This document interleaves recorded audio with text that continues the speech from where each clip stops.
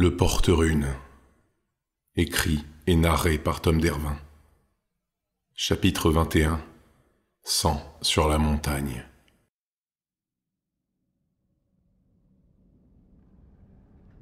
Leur déjeuner terminé, les trois compagnons reprirent la route.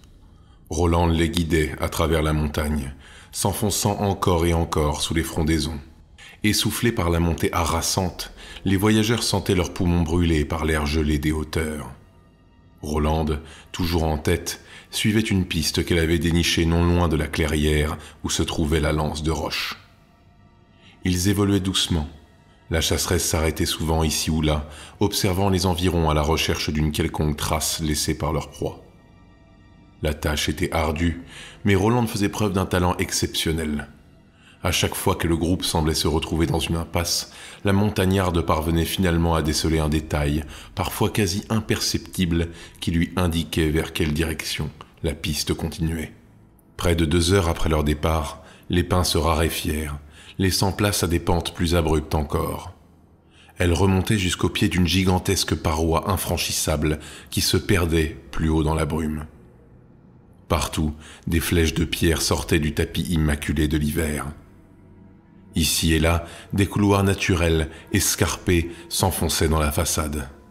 Il s'en écoulait des flots de gravier, de cailloux, de pierres et de rochers, pareils à des vagues immobiles figées dans le temps. Cependant, l'un des étroits passages semblait être emprunté de manière plus régulière. De petits éboulements avaient été provoqués par un passage récurrent. Nul doute, la piste continuait par là. « Les chevaux ne passeront pas », affirma le rôdeur avec certitude. Philippin, exténué, poussa un long soupir de fatigue. « Malheureusement, je crains que tu ne dises vrai, » approuva-t-elle. « Peut-être y a-t-il une autre voie pour accéder là-haut. Un passage par lequel nous pourrions faire traverser les bêtes ?» demanda la change-forme. « Nous risquons de perdre la piste, » prévint Rolande. « Je suis jamais monté si haut dans ce coin de la vallée. Mais pour ce que j'en sais, cet endroit est un vrai labyrinthe. Il y a des couloirs partout dans la montagne. Ils se croisent, se recroisent, finissent en cul-de-sac, ou débouchent sur des crevasses qui vous avalent en un clin d'œil. C'est partout pareil dans le coin, dès qu'on commence à monter un peu trop haut, expliqua la chasseresse. Les trois compagnons réfléchirent quelques secondes en silence avant que le Porte-Rune prenne la parole. « Bien. Vous allez devoir m'attendre ici, » lâcha-t-il comme un ordre. « Pardon ?» réagit instantanément Philippin. « Tu n'y penses point, j'espère ?» Rolande regarda le vagabond avec désarroi. Celui-ci tourna la tête vers elle. « C'est la solution la plus logique, la plus sûre.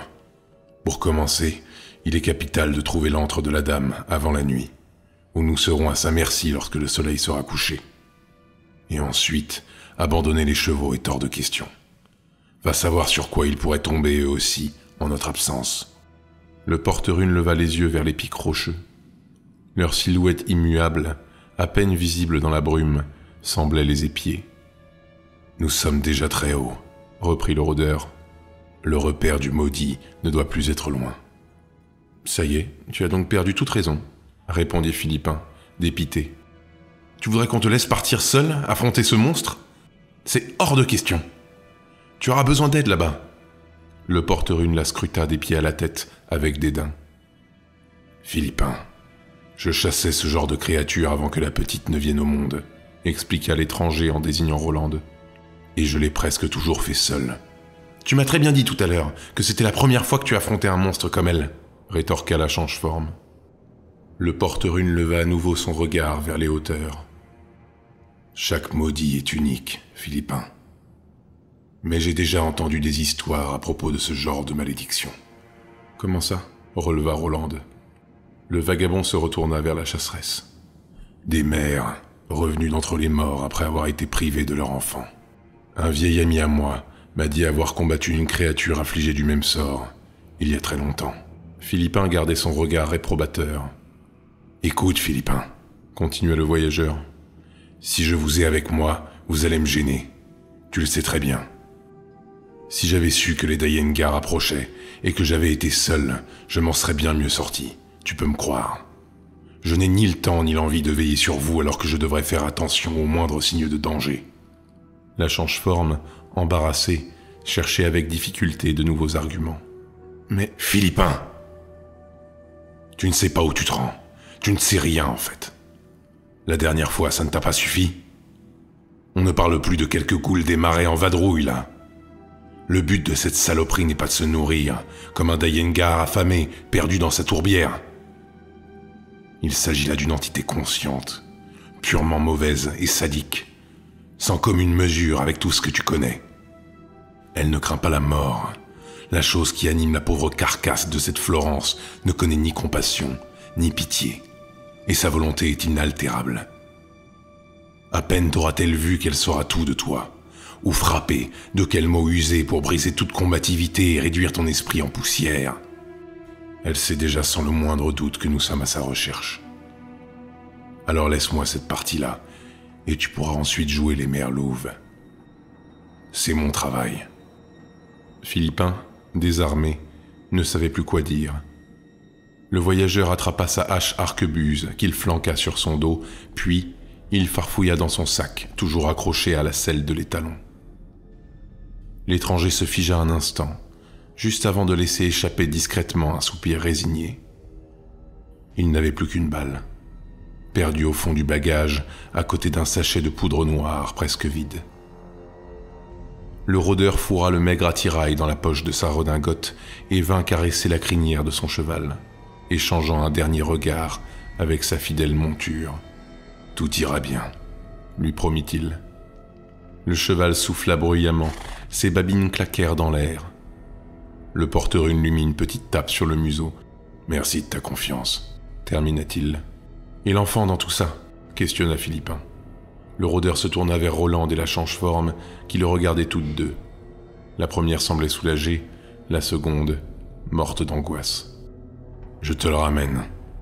Allez m'attendre à la clairière. » Le porte-rune commença à s'éloigner, avant de s'interrompre une première fois dans sa marche.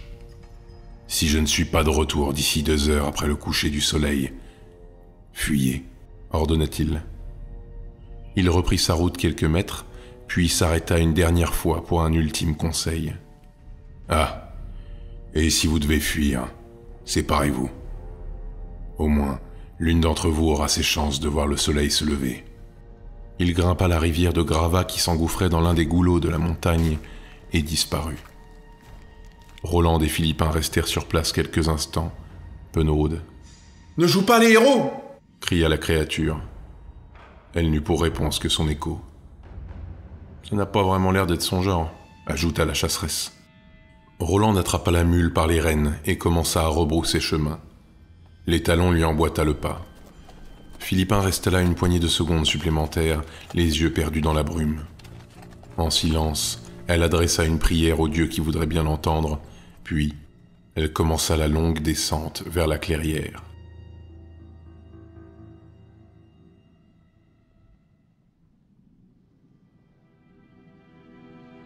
Les 2 voyageuses marchaient depuis longtemps. Le soleil avait déjà disparu derrière les montagnes, plongeant la vallée dans une pénombre grelottante. La nuit serait totale dans une poignée d'heures. Alors qu'elle n'était plus très loin de la clairière, Rolande s'arrêta subitement. « Attends » demanda-t-elle. « Qu'y a-t-il » répondit Philippin. La montagnarde avança vers un bosquet d'épines et du bout de son arc releva les branchages. Elle révéla des traces dans la neige, petites, régulières et peu profondes. Rolande se retourna vers la Changeforme avec un grand sourire aux lèvres. « Du lapin pour ce soir, ça te dit ?»« Cela m'étonnerait fortement que je parvienne à avaler quoi que ce soit, » expliqua Philippin d'une voix lasse. « Allez !» encouragea la jeune femme. « Une chance pareille, ça se saisit !» La créature haussa les épaules avant de suivre Rolande sur sa piste. Elles évoluèrent toutes deux au milieu des arbres pendant quelque temps, à la recherche de leur dîner. Les indices laissés par le gibier les firent passer quelques recoins escarpés. Elles enjambèrent un ruisseau gelé et débouchèrent devant une petite grotte. Subitement, les 2 voyageuses s'arrêtèrent. La neige avait changé de couleur. Ce n'était plus qu'une vaste bouillie rougeâtre, clairsemée de guirlandes d'intestins, de tripes et de boyaux. Au milieu de lambeaux de fourrure grise, des morceaux de viande pourrie, emprisonnés dans la glace, s'étalaient partout où l'on pouvait porter le regard. Des os brisés, pour certains réduits en miettes, parsemaient le parterre de viscères. Roland et Philippin restèrent sidérés quelques secondes, scrutant les bouts de chair exhibés çà et là, sans comprendre ce qu'elles voyaient. Le choc s'estompa légèrement, assez pour leur permettre de discerner la nature des victimes du massacre. Des loups. C'était une véritable meute qui était éparpillée là, et réduite en charpie par une furie monstrueuse. Il devait y avoir, au bas mot, une dizaine de spécimens écharpés, débités, broyés, brisés, déchirés et éparpillés aux quatre vents. Il n'y avait aucun sens dans un tel déchaînement de violence. C'était un tableau qui suintait un état pur et absolu, celui d'une rage qui ne s'embarrassait d'aucune fioriture, d'aucune émotion parasite, le déchaînement d'une fureur ineffable. Par tous les dieux, laissa échapper Philippin dans un murmure. Roland observait la scène, le visage marqué par l'effroi et l'incompréhension la plus totale. « Que s'est-il passé ?»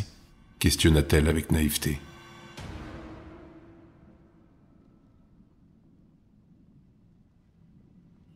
Le porte-rune avançait seul dans la montagne. Il se glissait entre les étroites parois de pierre, évitant nombre de reliefs effilés qui surgissaient des murs. Au-dessus de lui, le vent mugissait. Le tueur se fraya un chemin à travers le dédale. De son arme, il dégageait le passage obstrué par des racines mortes, escaladait avec difficulté des dénivelés couverts par le givre, et bondissait au-dessus de quelques crevasses qui menaçaient de l'engloutir.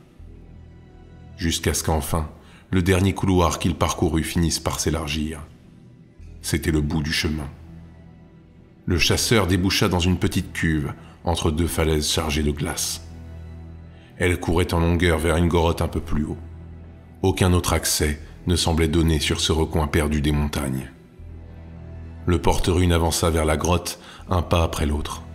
La neige le ralentissait, elle s'était accumulée dans cette petite marmite emprisonnée au milieu des pics. Ses pieds plongeaient dans l'étendue blanche et disparaissaient jusqu'à ses genoux. Alors qu'il approchait du seuil de la caverne, quelque chose se brisa sous sa botte. Le tueur s'arrêta et plongea sa main dans le lit d'hiver pour dénicher l'origine du craquement. À tâtons, il finit par poser sa main sur un objet rond et dur, pas plus gros que son poing. Il resserra sa poigne sur la chose et l'extirpa de la neige. En l'attirant vers lui, le porte-rune sentit qu'une petite masse suivait, de quelques kilos tout au plus. Il dévoila le corps d'un nourrisson, pétrifié par le gel et nu comme un verre. Parfaitement conservé, si ce n'était la trace de bottes de l'étranger qui venait de lui enfoncer les côtes à l'intérieur de la cage thoracique, formant un trou béant dans son abdomen. Même ses entrailles étaient congelées. Les yeux du petit, grands ouverts et bleuis, étaient étrangement tournés vers ceux du porte-rune. Ce dernier soutint son regard, impassible, avant de le rejeter dans la neige sans le moindre égard. Le cadavre de la petite fille s'enfonça comme une pierre dans le tapis immaculé. « J'arrive, Adal », murmura le tueur pour lui-même. Il continua vers la grotte et arriva sur son seuil. La cavité n'était pas très profonde, quelques mètres tout au plus. D'ailleurs, la caverne n'en était plus vraiment une. Il n'y avait pas réellement de mots pour la définir. Était-ce un ossuaire ou une fosse commune? Nul n'aurait pu la nommer. Un fatras d'ossements était entassé contre les murs. Des carcasses enfantines, à différents stades de décomposition, parsemaient les monceaux de dépouilles dégarnies. Des morceaux traînaient un peu partout, des pieds, des jambes, des troncs, des bras, des mains et des têtes. Il y avait là sans doute le plus macabre des Capharnaüm.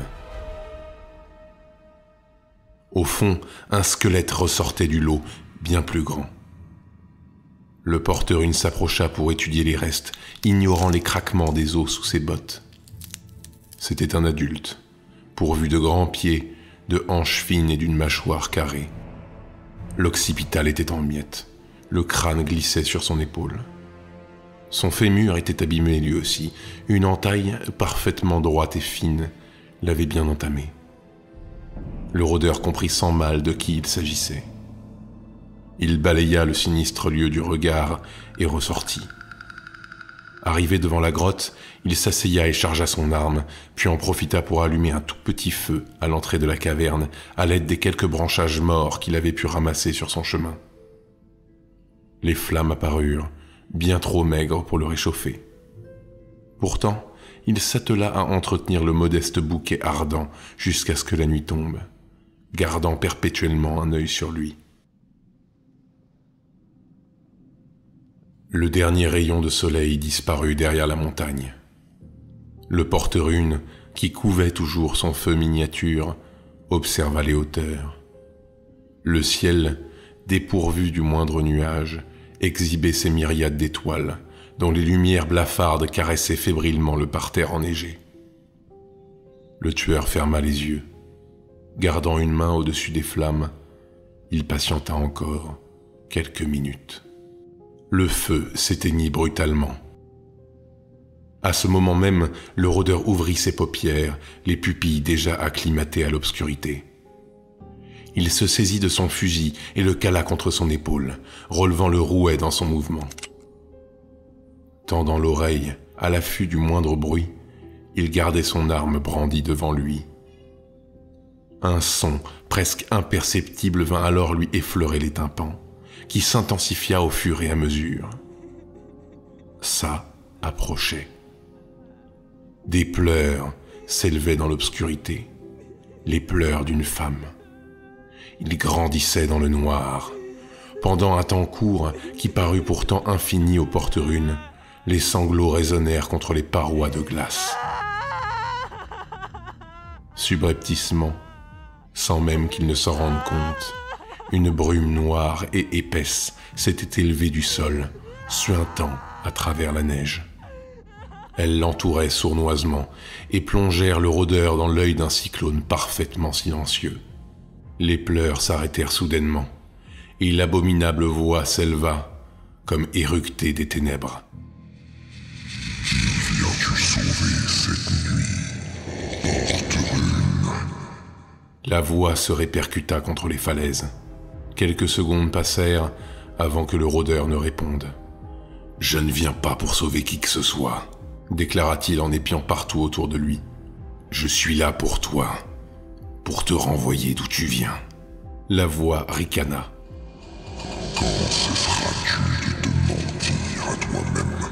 Tu es là pour Thomas. » En entendant le prénom prononcé par cette voix monstrueuse, le tueur sentit tous les poils de son corps s'hérisser en un instant. Tu es là pour sauver ce bâtard des rues. Tu es là pour sauver cet enfant offert par des misérables. Tu es là pour sauver ton fils. Ferme-la et finissons-en, ordonna le chasseur qui tremblait de colère. À chaque mot de la voix, des images nettes apparaissaient dans l'esprit du chasseur. Chaque détail décrit par l'aberration se dévoilait de façon saisissante, comme si le tueur se retrouvait face au spectacle dépeint. La créature s'insinuait dans son esprit. Ton enfant n'est pas loin, porte-rune. Je le vois comme je te contemple. Il rampe à mes côtés. Il suffoque dans le noir, accroché à moi, me suppliant son père si faible, qui n'a pas su le protéger, qui n'a pas su sauver sa mère, son maudit père. Il a peur et il te hait. J'entends ses mots. Je vois son corps désarticulé qui se contorsionne comme les larves qui lui bouffent les chairs. Tais-toi! Tais-toi! Ferme-la! Ferme ta gueule!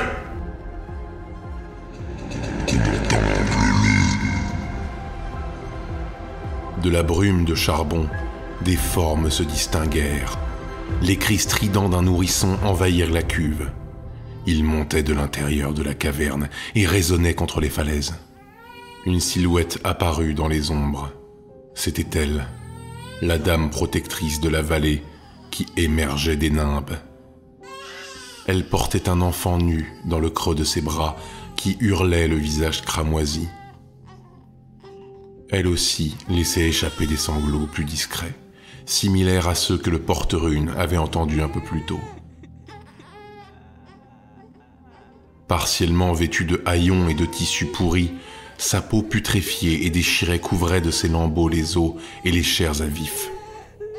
Elle donnait son sein pourri au nouveau-né, qui se refusait à téter la poitrine décomposée en hurlant toujours davantage. L'abomination n'avait Dieu que pour lui. Elle ne semblait pas consciente de la présence du porte-rune. Ses larmes ruisselaient sur le petit. Sa bave coulait en grands filets de sa bouche brisée. Elle portait des sacs qui battaient dans son dos et sur ses hanches. Les bagages étaient chargés de funestes poids. Des membres en ressortaient çà et là. Des bras, des jambes. Le porte-rune n'éprouvait aucune peur, il bouillonnait de colère. Il dressa son canon vers la créature. S'il tirait, l'enfant était condamné. Et il le savait parfaitement. Tu n'oseras pas, porte-rune. Le défia la voix. Cesse de te battre. Le rôdeur inspira profondément, les yeux clos.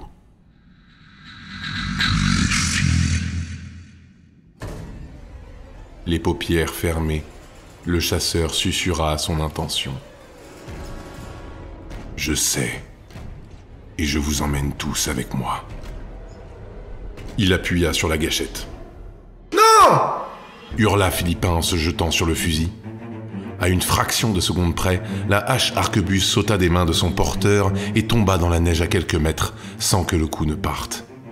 Le porte-rune, stupéfié, se retourna vers la change-forme. « Qu'est-ce que tu fous là ?» cria-t-il sur Philippin. « Tu l'aurais tué, pourriture !» lui cracha-t-elle au visage. Un nouveau bruit se fit entendre derrière eux, quelqu'un qui courait dans la neige. Le rôdeur se retourna, c'était Rolande. Elle bandait son arc, une flèche tremblante dirigée vers la dame. D'ici, elle ne voyait que sa silhouette. S'armant de courage, elle murmura. 1, 2, 3. La chasseresse décocha. Le trait fendit l'air, survolant Philippin et le porte-rune. Le projectile atteignit sa cible en plein visage, traversant l'un des yeux de l'abomination. Le monstre s'écroula en arrière dans la brume, lâchant le nouveau-né qui chuta dans la neige. Philippin se jeta en avant, courant aussi vite qu'elle le pouvait pour rejoindre le bébé qui hurlait toujours. « Je l'ai eu! Je l'ai eu !» cria Rolande. « Restez sur vos gardes !»